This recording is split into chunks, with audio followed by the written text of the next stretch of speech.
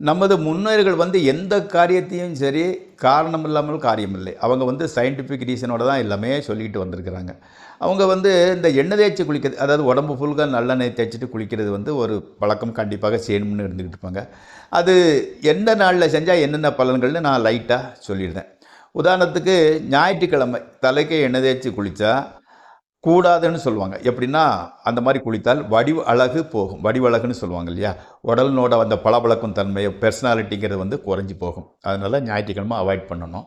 திங்கட்கிழமை அதிக பொருள் சேரும். ஓரளவு நல்ல நாள் தான். அதிக பொருள் சேரும். செவ்வாய்க்கிழமை துன்பம் வரும். புதன்கிழமை மிகுந்த பக்தி உண்டாகும். ஓகே. வியாழக்கிழமை அறிவு போகும். அறிவு வந்து கொஞ்சம் கம்மியாயிரும். வெள்ளிக்கிழமை தேடிய பொருள் போகும். அதாவது பூர்வீக ஆசி பசிலம் நீங்கள் தேடின சம்பாதிச்ச பொருள் வந்து உங்கள் கையை விட்டு போகக்குண்டான சூழல் வரும். அதனால் வந்து வெள்ளிக்கிழமை தவிர்க்க வேண்டியது எண்ணெய் தேய்த்து குளிப்பது.